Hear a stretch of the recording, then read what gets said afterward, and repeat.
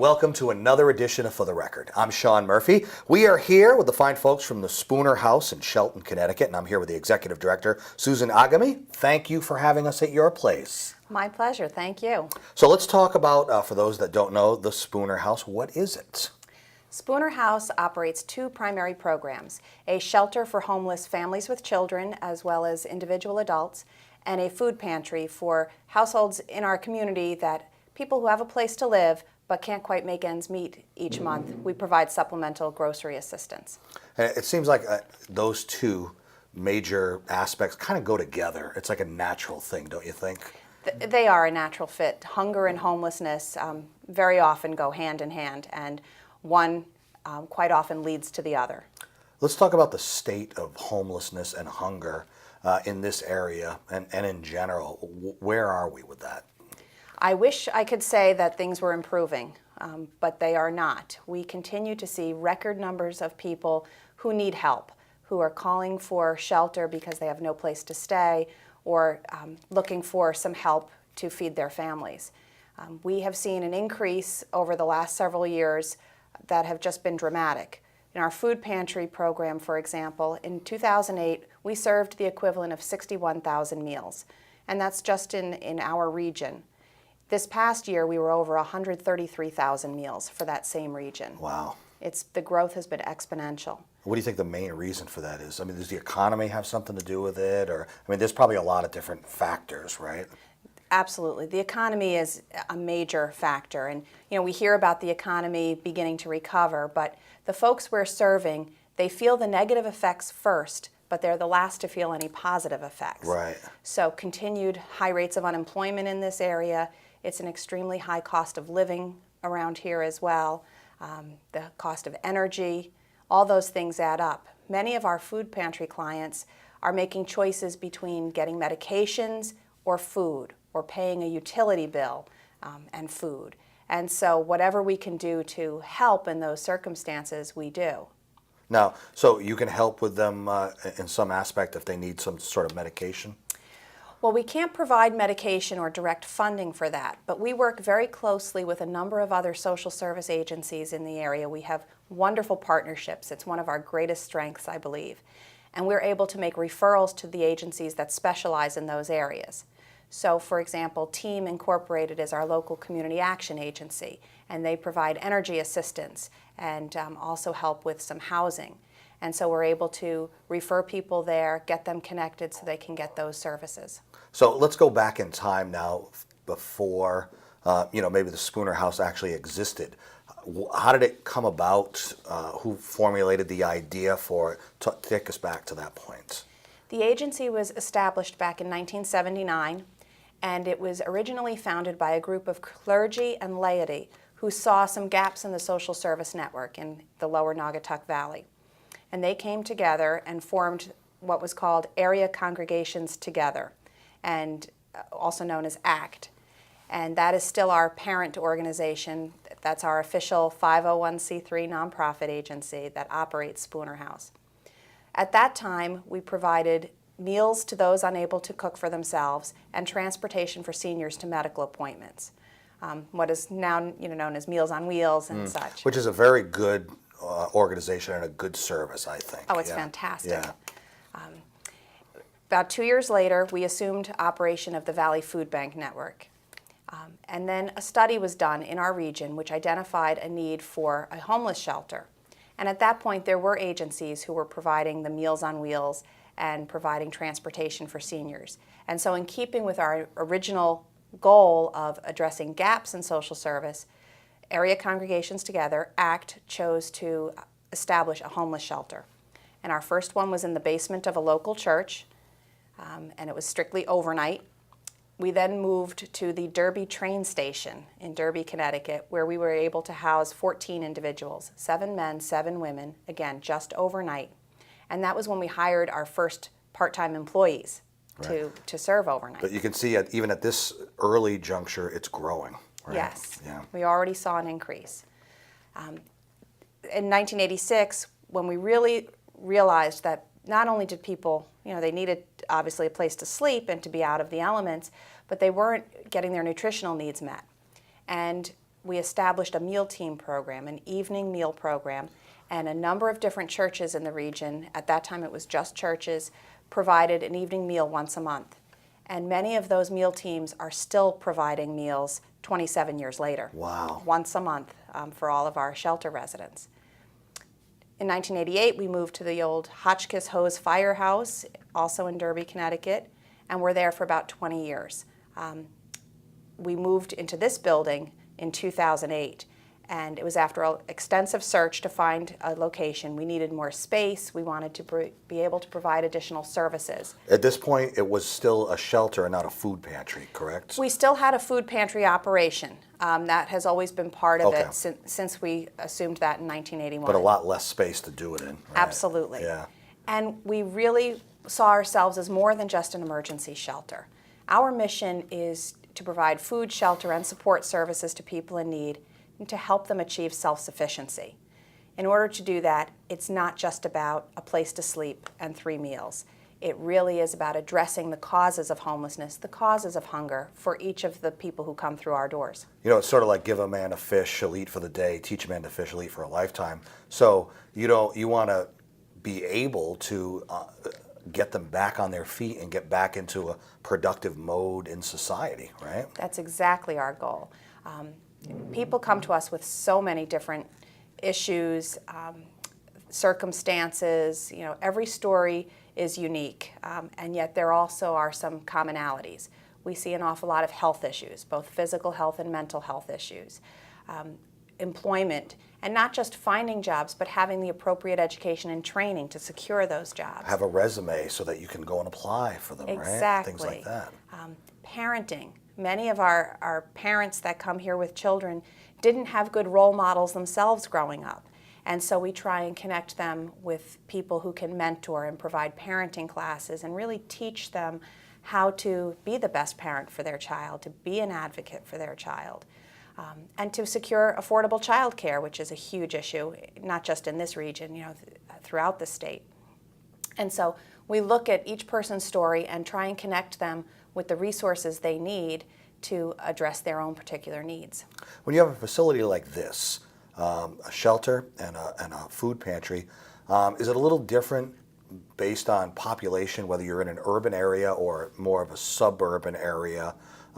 People might think, well, if you're not in like a big city, is the need there as much? But as it turns out, that absolutely is the case, right? There's definitely a need, and that need has grown.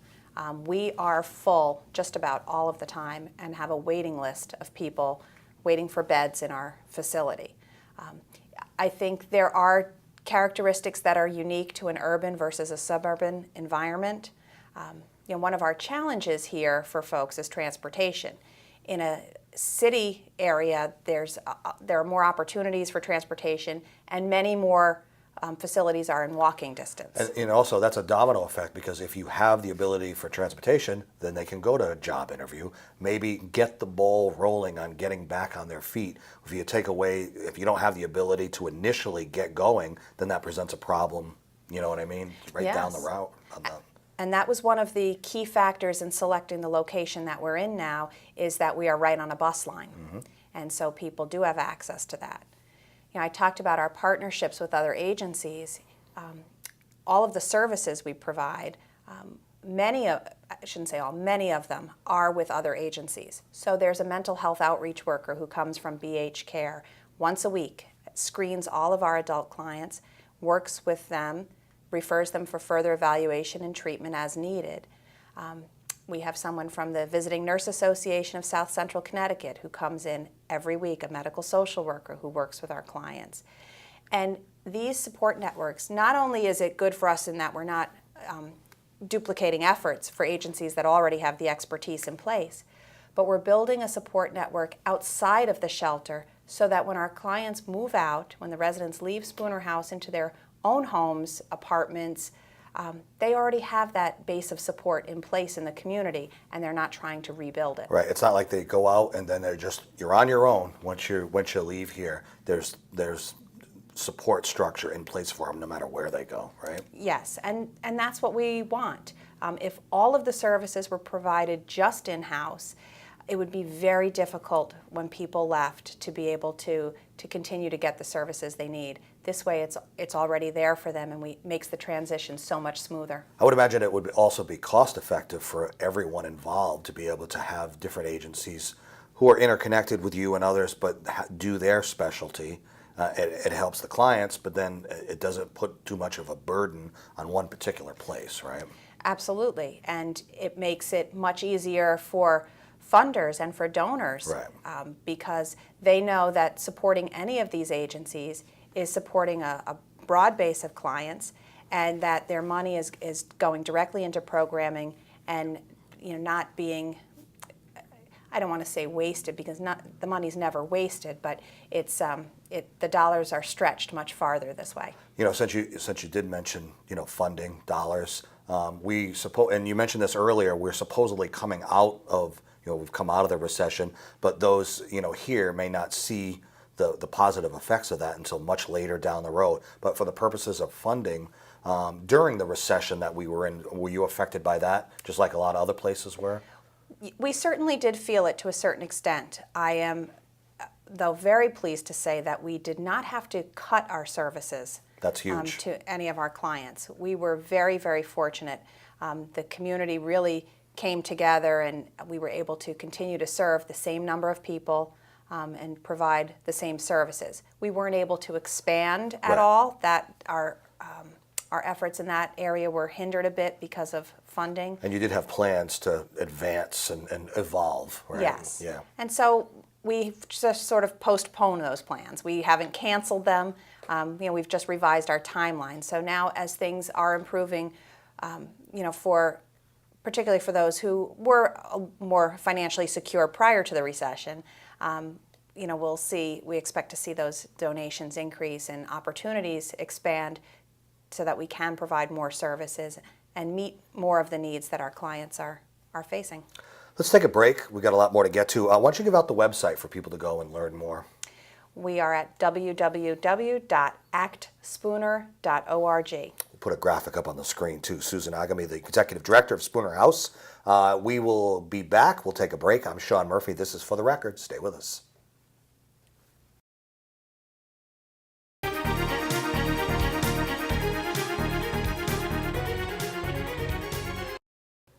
Welcome back to For the Record. I'm Sean Murphy. We are here at Spooner House in Shelton. Susan Agami is the Executive Director. When we went to break, I had you give the website out. What is on the website for people to go and see, by the way? Well, there's a brief history of our agency and, of course, a list of our board members, some of our upcoming events and standard events that we have throughout the year, and we always have a wish list on there of items that we're always in need of. Food-wise, you mean? Yeah. Food, of course, and then things like cleaning supplies, paper products, Good point, yeah. office supplies, and not just for our administrative functions, but for helping our clients with their resumes and requests for ID and different things. How about like volunteers? Do you need human help as well? Volunteers play a critical role here at Spooner House. We have a core group of about 350 volunteers each year that serve meals, cook meals, provide administrative support, do landscaping, painting, all kinds of things. Everything you can think of, right? Absolutely. And then it's all volunteers in our food pantry. And then we run to about 1,000 volunteers in a year when we count in all the special projects. Wow. And if someone wants to volunteer, will you ask them like if they have any certain abilities, special abilities that they might be useful for? Or is it anything from working in the warehouse to no matter what it is, it doesn't matter? We can find something for everyone to do here. No doubt. But we do ask people if there's a particular niche that they would like to work in, and we try to accommodate that. And sometimes we found that our greatest programs have come from ideas from our volunteers. For about 2 years, we had a knitting class that met once a week here. That was not something we went out and actively looked for. Yeah. Got to get a knitting class in here, But we had some volunteers who came in and said, we love to knit, we can teach people how, and our residents loved it. They had the social interaction, they learned a skill, and they were able to make things for other people and really feel like they were shift contributing. the focus. Exactly. And all of the materials were donated by area businesses and individuals. So it was a win-win all the way around. You mentioned on the also on the website lots of events that you have coming up. I assume those are fundraising events, or just for those purposes. Most of them are fundraising events or food drives. So, we're always needing to replenish our shelves. And that's the thing with food is people eat every day. That's right, yeah. And so the holiday times, between Thanksgiving and New Year's, we tend to see an uptick in donations, as most agencies who are in the food business do. Right. People are in the mindset of giving, and so a lot of food comes in, and it's wonderful. And that carries us well into January. In February, we do what we call our Valley Has a Heart food drive. And we stand outside 3 different grocery stores, and we usually have anywhere from 60 to 75 volunteers who will stand out there all day on a Saturday and so ask for donations, whether it's people go into the grocery store, pick up an extra item or 2 for the food pantry. Non-perishable, right? Non-perishable, yes. Right. Can they also give the supermarket's gift cards and things of that sort? Yeah, we take supermarket gift cards and, of course, cash donations as well. And it's wonderful for us to be out in the community as well and to raise the awareness of the issues, in addition to securing much needed donations. When people give, especially with the food items, what mistakes do they make? If you could tell them, what? Obviously, it has to be non-perishable, but what else? Please don't donate expired food. A lot of them say, best buy. And at home, you may use it a couple of days past what's printed as the expiration date. We are not able to give that out. We can't distribute food that's expired. So if it's expired, we're just not able to accept that. And if it's been opened, if a package has been opened, unfortunately, we're not able to accept that and distribute that to our clients as well. Yeah, it's a safety issue. Yeah. Exactly, and we want to make sure that what we're giving out is healthy, it's in good shape, and as far as healthy foods, that's something that we're really looking at now. With all of the health issues and this increased awareness of dietary needs, nutritional needs. We're really trying to build our stock of healthier food choices for our clients. And so when people donate to any of their local food pantries, if they're able to make sort of healthy choices in those purchases, it's very much appreciated. What's it like around Thanksgiving time here, or maybe leading up to Thanksgiving? It's very, very busy. Yes, I would imagine so. This past Thanksgiving, we served 450 households just with a holiday meal. And our holiday meal is a frozen turkey and then all of the trimmings. So it's vegetables, it's cornbread biscuit mix, pie crust and filling, it's pickles and olives and coffee and tea and sugar. And the works, and yeah. to really make it a nice holiday meal for people who very often would go without. Yeah. And we have some families that only need help at the holidays. They're able to meet their food needs the rest of the year, but the holidays is that extra expense, and we're just so pleased to be able to do that. You mentioned that during the holidays, people are in the giving mood, so the pantry gets stocked. Does that mean that the opposite time of the year, maybe in the summertime, it's not top of mind for people, and you're kind of, I don't want to use the term struggling, but you need to kind of remind people that the need is there all year round? It is, and what you're saying is exactly right. So many people, they're vacationing in the summer, pace is often a little slower for folks, and so they're not always thinking about the food needs in the community. The flip side of that also that sort of goes along with it is children are out of school in the summer. Many of the children in the families we serve receive free or reduced breakfast and lunch in school. During school vacations and summer vacation, they're home, Yeah. and the families need to put those extra 1 or 2 meals on the table every day. And so the need increases at a time when donations tend to go down.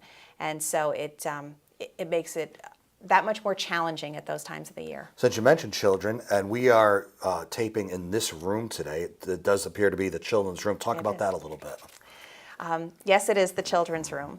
We are very fortunate to have this space for the kids who live here at Spooner House. As I said earlier, we do provide shelter and support services to individual adults, but also families with children. and children of all ages. We have had babies who were born to mothers who were living at the shelter at the time, so Spooner House was their very first home. And we've had people, we actually had a woman who was in her 90s, and so we've really, covered the whole range of ages. Most of the children tend to be younger, preschool or early elementary age students. And we wanted to have a place here where they could just be kids. And so that's how this room came to be. And it is just for the kids to relax, to play, and not be, thinking about the fact that they're not in their own home, or they don't have their own bedroom. Do the children ask questions here, and do you leave it to the parent to explain why they're in the situation they are, or do you help out in that respect at all as far as counseling goes or anything?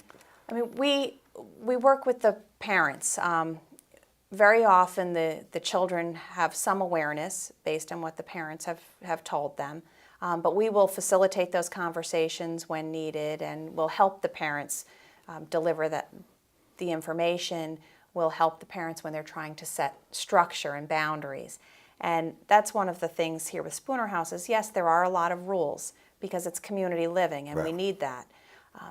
We've found that most of our parents really appreciate the fact that it's so structured. There's a definite bedtime based on age, there's a wake-up time, there's a nap time for the young children, meal times, and it actually makes it easier, and it's certainly easier for the kids. Structure is probably something that is needed in the lives of a lot of the children and adults here, for that matter, right? Yes. We have a lot of folks who have not really mastered their own time management, have not had a lot of structure and schedule in their lives. And, I know for me, it's so much easier when I know, what I need to do at what time, and certainly with children, they thrive on that. They need those expectations. It molds them to what they could be, as adults, the children. What happens if someone has a pet? What can they do? Well, unfortunately, we cannot accommodate pets here at the shelter. And so we will, when people call seeking shelter, if they have pets, we'll talk to them about what their options might be, whether it's finding a friend or a family member who may be able to take the pet in, to see if, in worst cases, exactly. And then, of course, worst case scenario is placing the pet in a shelter, in an animal shelter. But we, unfortunately, are just not able to accommodate pets here.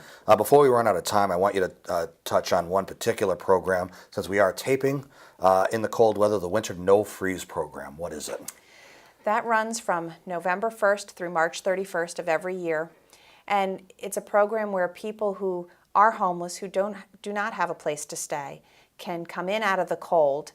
It runs from 9 p.m. to 6 a.m., so it's an overnight stay, something to eat when people arrive, breakfast before they leave, and to keep them out of the cold, keep them alive. We do screen everybody who comes in, and the no-freeze beds are separate from our regular contract-based residency beds here in the building. But we do screen everyone who comes in, whether it's through contract program or the no-freeze program, to ensure the safety and security of everyone in the house. How long does a contract last here? How long does a client have? We do not set a firm end time. We do encourage people to stay for several months because we found that those who stayed longer in our program benefited more fully from the services. And when they left, they were far less likely to re-enter the shelter system, Smart. Either our shelter or another shelter. So we do encourage people to stay, to take advantage of all the programs and services that are offered, to communicate with staff so that we can identify ways to be of help and to meet particular needs. So we don't have, we're not a 90-day stay shelter, for example. If people need, 6 months, they need 9 months, we work with them because we want people to be back on their feet. We don't want to just shuffle from one shelter to another or from a shelter to an apartment and back to a shelter. Somebody watching right now who may feel that they need your services or maybe know someone, what do you say to them? What should they do? They should call. Of course, you can call 211 to find a shelter in your particular area, and they can direct you that way. For those in our area or really anywhere in the state needing shelter, they can call Spooner House directly at 203-225-0453 and speak with anyone who answers the phone. We'll collect some information and see how we can proceed from there to offer the help that's needed. Susan Agami, the Executive Director of Spooner House, thank you so much for having us at your place today. We appreciate it. My pleasure. Thank you. And thank you for joining us for another edition of For the Record. You can see this show and many others on our YouTube sites. In the meantime, I'm Sean Murphy. We will see you next time. Take care.